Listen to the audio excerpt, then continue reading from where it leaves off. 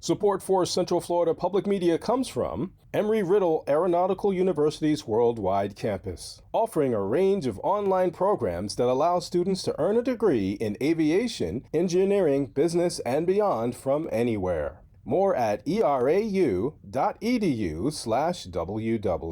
I'm Sharon Stone. This is Engage.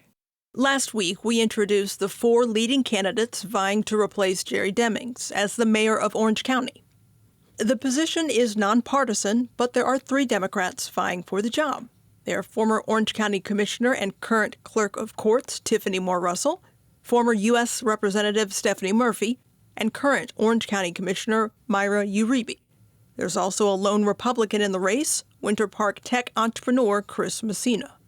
Last week, we heard the candidates talk about transportation in the region, affordable housing, and homelessness. This week, we'll conclude this 2-part series, beginning with candidates' stances on the upcoming property tax reform initiative.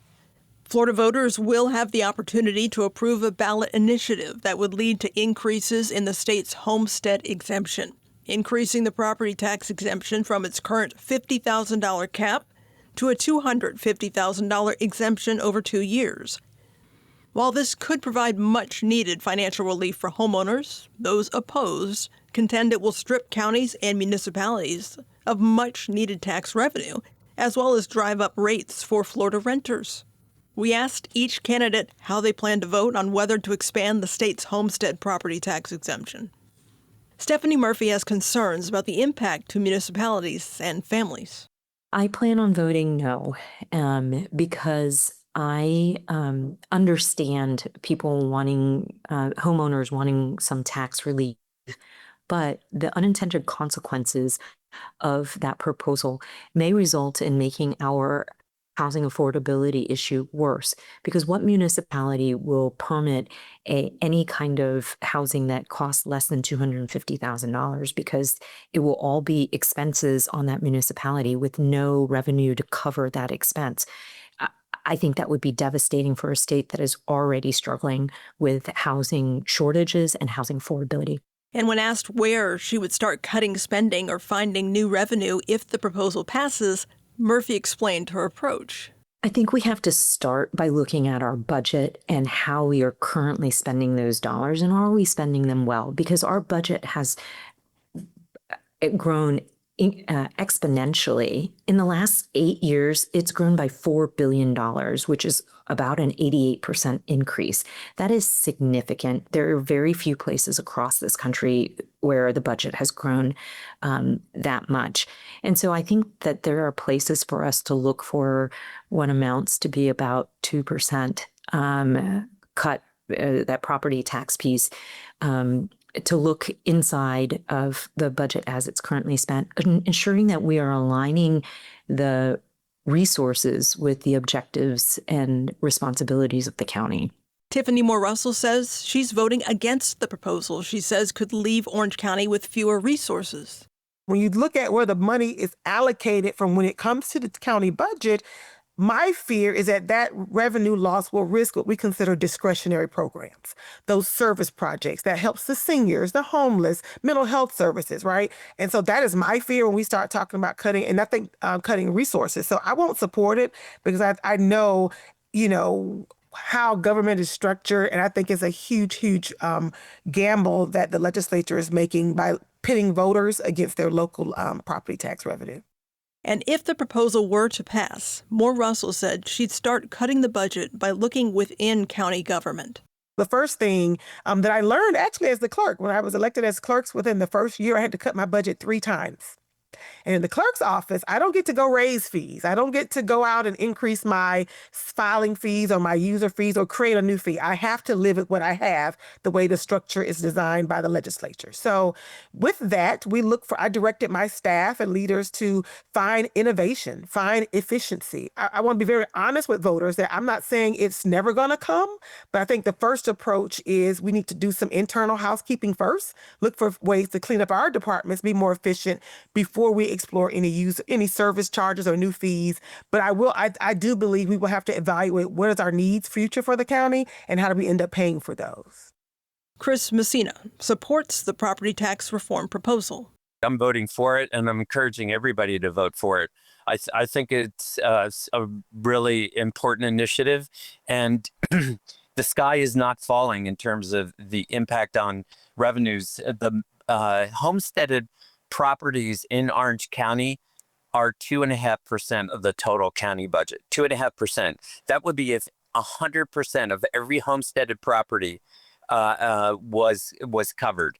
But the proposal that's on the ballot is to go from an exemption of 50,000 to 150,000 next year to 250,000 the year after that. So that's going to be an impact of between 1 to 1.5%, assuming no growth. So the impact of the property tax on the county budget, if the county's well run and with a growth mindset, is going to be budget neutral at worst.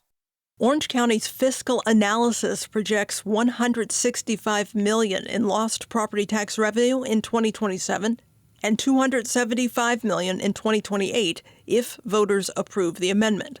Messina said the county can offset any potential revenue loss. There's already a natural increase because properties have been increasing in value in Florida. Number two, new buildings, new residential buildings are being built. And so that's the second thing. Third is we have a pro-growth approach, which is to attract industrial businesses and revitalize blighted areas such as our blighted strip malls. So that's going to generate its own growth. In terms of cutting, though, we'll cut programs not to meet the overall county budget needs because of some fictitious shortfall from the property tax reform, but we'll cut programs that aren't performing. And so we're going to do a zero-based budgeting approach and look at programs that just aren't meeting their endpoints or aren't contributing positive value to the needs of the county. Myra Uribe disagrees with Messina. She plans to vote no and says that if passed, the reduction in property tax dollars will likely have a bigger impact than voters may realize. I will be voting no. We all know we just spent 2 days doing the county budget for the upcoming fiscal year, and every department showed if the homestead, in fact, goes into place, how much revenue we will lose, and that impact from park services to your water, to your trash collection, to your safety, to your fire, to your corrections. All of it will be impacted when you take out that significant funds. But another great point is that property rollback only helps homesteaded individuals in this town. It's only 26% of our population.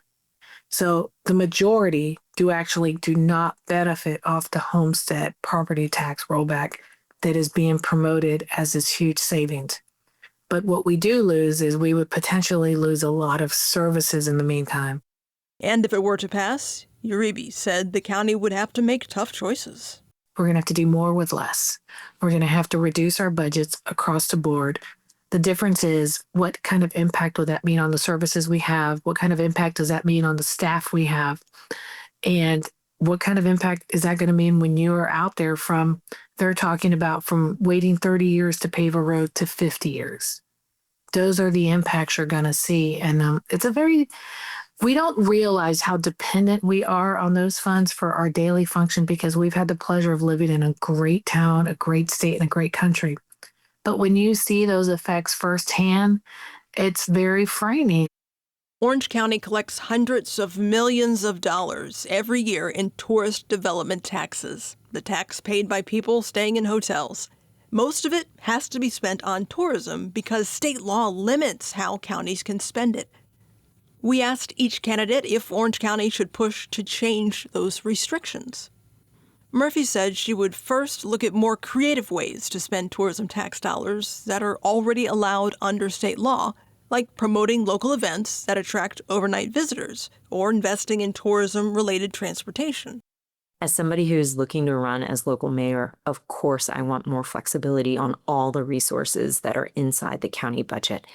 But I also recognize that that is a fight in Tallahassee. What I can promise this community is that within the bounds of the law as they exist today, I can use those resources to the greatest impact for the greatest number of people across this county. And that's the thing that I think is missing in this moment, is that we currently aren't maximizing those resources within the bounds of the law.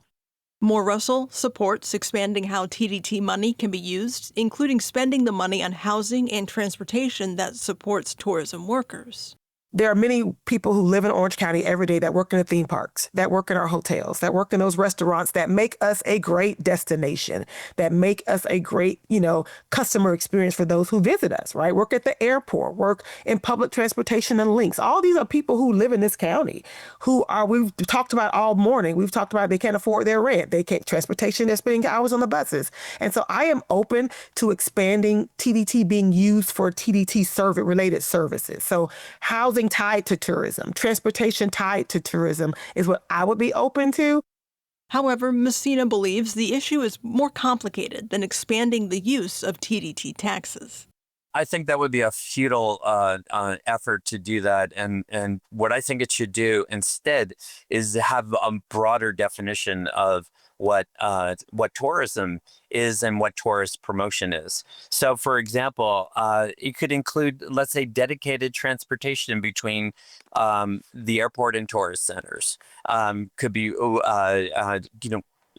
dedicated mass transit or support for unique ways of connecting different theme parks, for example. Uribe said she strongly supports expanding the use of tourism development tax dollars. 100%. And I'm really disappointed we haven't done that already. We need to go to Tallahassee. We need to work Tallahassee. Monroe County did it when they added an additional penny. They've been able to successfully do this, but we've never done it. We have allowed the industry to control it, and it's not right. That was the candidates on tourism dollars and how the county should invest those resources. We also asked them how they would address another major issue for residents, one that we here at Central Florida Public Media have done a lot of reporting on: flooding. Extreme weather has brought damaging flooding to neighborhoods like Orla Vista and Azalea Park. Residents experience flooding following heavy rain. We asked the four candidates how they would help communities where many residents blame increased development and aging stormwater drainage systems for persistent flooding. Stephanie Murphy feels the county must take a more proactive role in stormwater management. It does start with ensuring that you have proper guidelines for development in impervious surface area, but also that investment that I spoke about earlier about investing in stormwater management has to be a bigger priority for the county. Not only does it prevent the kind of flooding and the property damage that comes with flooding, but it also allows us to be able to secure insurance rates that are lower. So, so much of this is not just about collecting the impact fees and then sitting on them. It is about collecting the impact fees and then actually executing at the pace of the economy and life in this county on the projects that mitigate the impact of growth. Tiffany Moore Russell says the county needs to seek federal funding to mitigate flooding in the region's historic communities. I live near Reams Road in West Orange County, and when a storm comes, the road floods out, right? It's not safe to drive. They cut us, we have to go around. I mean, there's a lot of those areas across this county. I mean, I think it's because when they were some of those older communities were developed is below the current guidelines today, right? And so I think we have to have a very strategic approach to repairing that infrastructure, and it's going to take us years. I tell people this story all the time. Holden Heights went through a retrofitting project, and it was initially started by Mabel Butler when she was on the county commission. But Holden Heights is a huge community, and it literally took. Even when I became the commissioner, they was on phase 3 and 4, right? I mean, it's because you're talking about uprooting sidewalks, not displacing residents, but you're disturbing their day to day, right? How they how they get to home, their travel, they're moving around their neighborhood. And so it takes time so that you're not totally disrupting an entire community.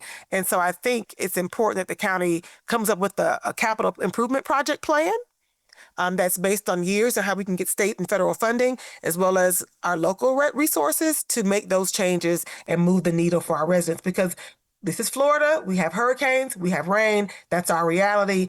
Chris Messina questions why some newer developments have even been approved and why nothing has been done to fix the flooding issues in other areas. This is an example to me of local government mismanagement, because that's been a known problem for at least the past decade. And there have been all kinds of proposals to create flood mitigation systems that have only half moved forward. And finally, after the last round of flooding, have the work has really started in a serious way there. There are other places like Ridgedale Road. The Ridgedale Road is an area it's right off University by Rouse Road,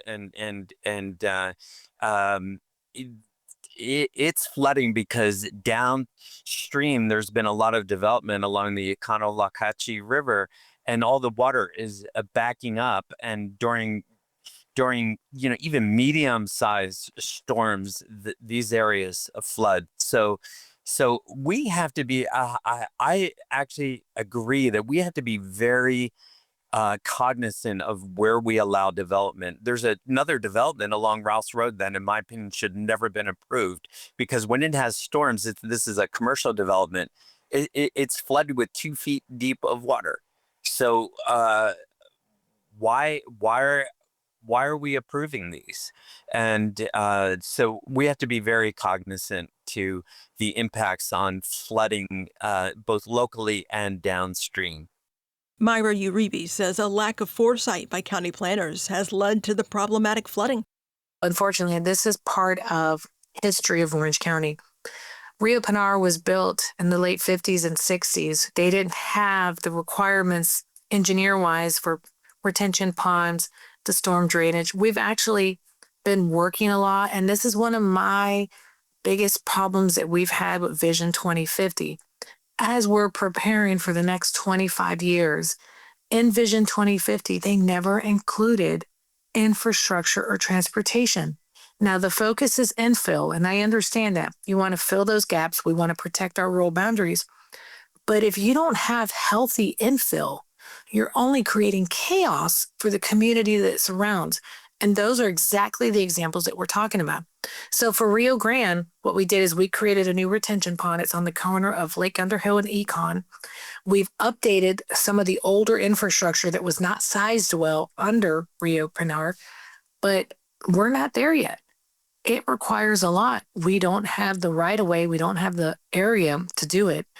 And it is going to continue to be a problem. They're talking multi-millions of dollars to try to correct this area. And we deserve to really get a plan and move forward on this. No resident should ever feel the fear of the next storm coming to our community. Tourism, taxes, and flooding are among the issues shaping the race for Orange County mayor. Florida's primary election day is August 18th. Early voting starts August 3rd. If a candidate fails to get more than 50% of the vote, there will be a runoff election in November. Engage is a production of Central Florida Public Media. Subscribe wherever you get your podcasts so you never miss an episode. Richard Copeland is our senior producer. I'm Sharon Stone. You can reach us anytime with questions, comments, or story ideas. Send an email to engage@cfpublic.org. Thanks for listening.